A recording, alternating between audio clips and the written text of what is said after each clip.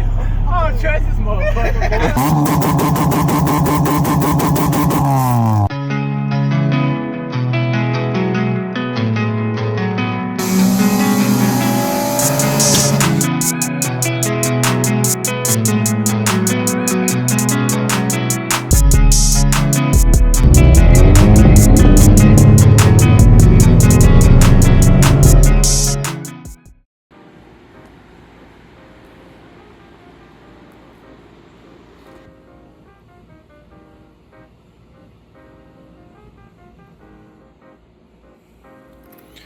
Alright guys, so I'm not gonna lie, bro.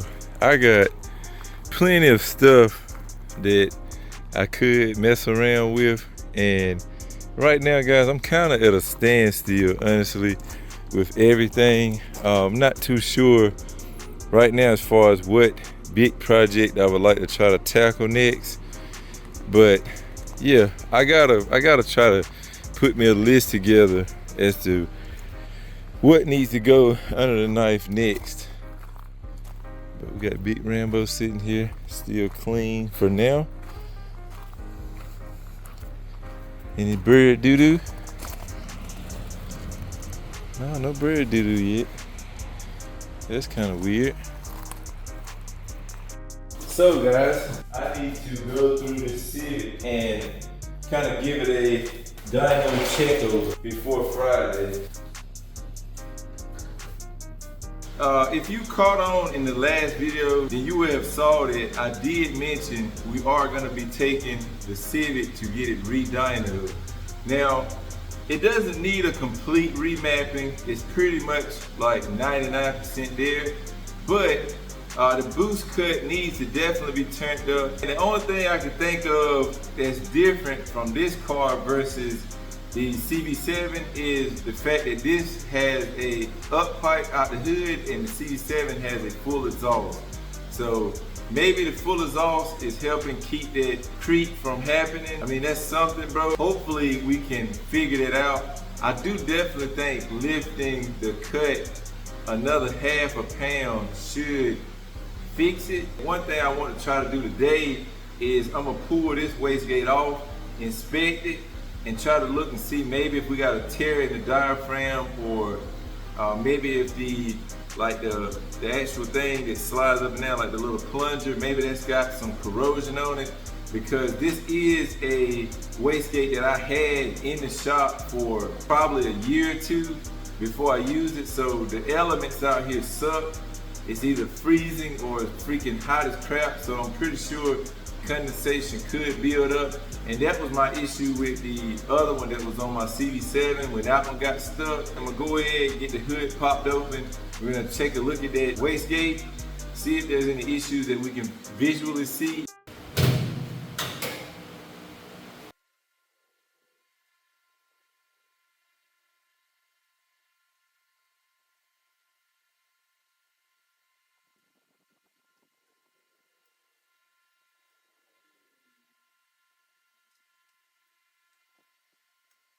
Alright gang, so looking at the wastegate, everything seems to be in good working shape. Nothing's out of place. The diaphragm looks minty. I was also looking underneath this at the pole, like for the actual plunger and stuff. Everything looks pretty decent. I done tucked this back in. That's a common issue people have. They don't tuck this little gasket thing all the way in, all the way around.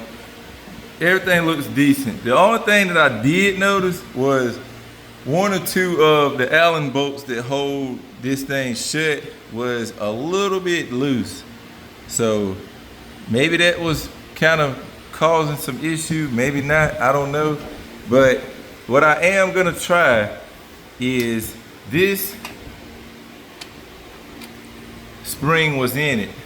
So you see that? That was what was in the car. And I'm gonna put this spring in it.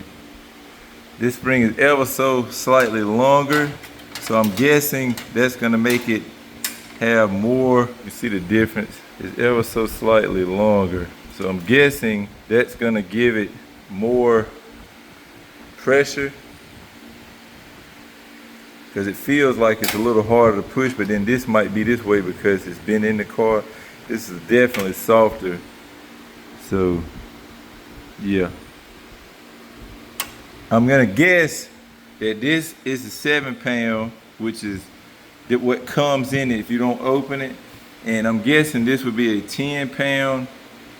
And then I guess there's a little bitty spring back there. I guess if you mix that with either of these, it'll give you more PSI. I don't know. I was almost contemplating on putting the little one in with the one that was already in it. But I think I'm gonna try this one first, because this one being taller, I feel like might give it, I'm gonna say 10 pounds with this one. This 7, this might be 10. And then I'm guessing when you mix the little one with this one, it'll give you like 15, I don't know. Either way, if we can get that 10 out of it, that should be more than enough for what we're running, because we're not going to 20 PSI, so we should be under the double PSI limit. So yeah, I'm gonna go ahead and get this thrown back in, get everything tightened down, and then we'll fire this baby up, probably take it out for a little test rip.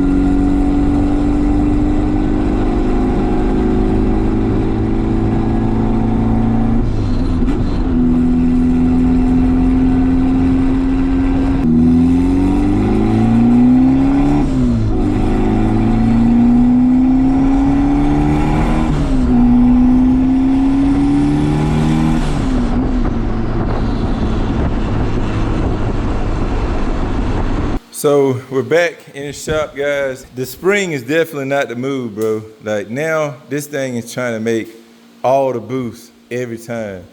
So yeah, that's definitely not the move. If anything, I'm thinking if I put the smaller spring in there, maybe then it would not make the boost that it normally makes. It's immediately hitting the cut now. So I don't think the spring is it, bro. I'm gonna have to drop back down to that lighter spring. It almost feels like, bro, the boost controller is just not working.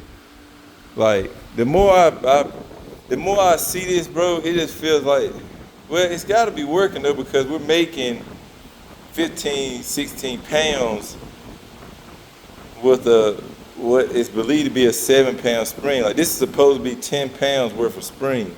So we're making freaking boosts, but now, like I think with the 10 pound, I think it's trying to make like 21 pounds or some shit.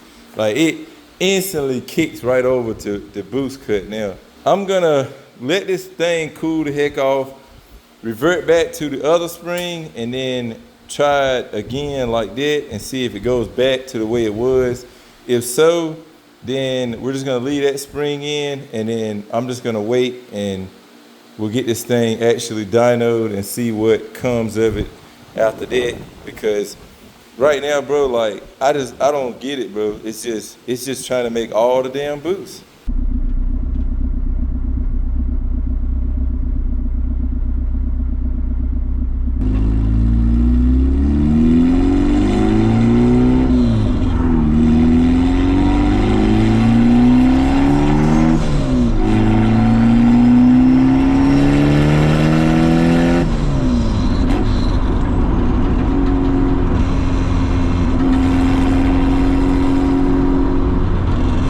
So I don't know why, I just had to do it, and I threw in that baby spring. That's what you saw that last little clip was. And yeah, she is completely unhappy, bro, which I figured it would be. Like, we're not even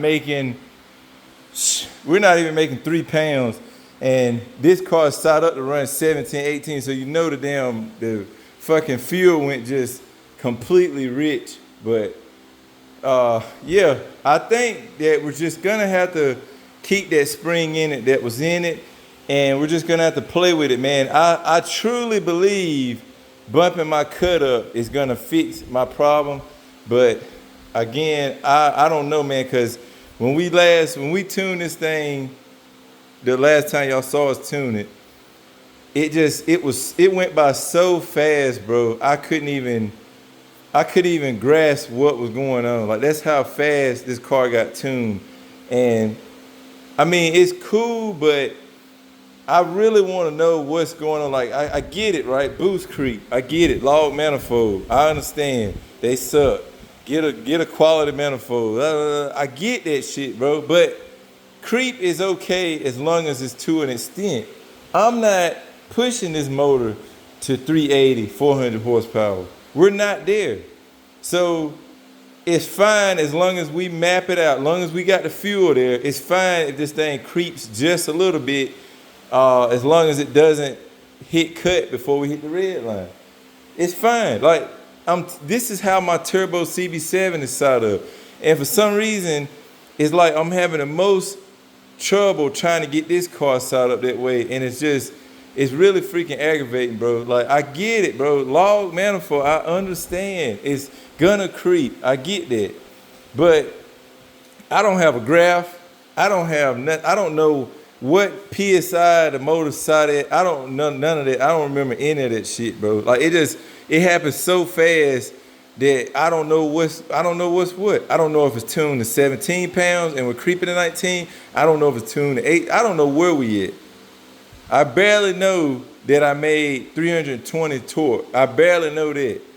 And the 320 only came from me creeping. Like, we have no timing in this car. So those that say, well, I made 380 on 15, or I made blah, blah, blah, that's because you're putting a whole bunch of timing, which is good. You'll make power. But you're more likely to have detonation. You're more likely to have an issue with that much timing. Me, I'm just trying to make my goal, which was 300, and do it as safely as possible. Things happen. The motor could still blow up. I just wanted to do it as safely as possible, especially for right now. Maybe if this thing holds up 2 years, maybe we'll try to turn it up, I guess, and see if we can push it maybe to 350 or 360. I don't know. But for now, man, I just want that 300 horse, and I don't want this freaking cut. That's the only two things I need done. So hopefully we can get this all resolved. Again, huge shout out to the Farron shop. Huge shout out to Extremity for willing to take my car in, take me in as a customer and as a friend. So I look forward to that video. That video you guys will probably see. For the fuck of it, I might drop that video Saturday, bro. Just because I'm gonna be that excited to get it out to y'all. Hopefully everything goes well. Y'all leave your comments and thoughts down below, how you feel about it. But I really think that this car just needs that extra attention, bro. Everything mechanical wise is there. Like, this car is a solid car. You've seen me drive it to Raleigh a couple of times, which Raleigh from here is like an hour away, and I've done it like 6 times already. So it's really solid, bro. It's just that cut. Like, if we could get rid of that, we'll be good. And that's why I was saying I feel like just bumping the cut up will alleviate that issue. But we put it on the dyno, we see exactly what boost is shot at, we see exactly what it's creeping to. We try to address that with fuel or whatever it needs to be happy with the creep. And then we just bump the cut up like a pound more than where the creep is. And I feel like we'll be solid. I hope y'all enjoyed it, man. Leave your comments down below what you think. I know a lot of y'all are experts and stuff, so let me know some stuff that you think I should check. I feel like the cut is the issue, but again, there's not a lot you can do about boost creep. Let me know down below what y'all think, bro. As always, guys, like, share, subscribe. I will catch y'all next time. Remember, respect all bills. Peace out.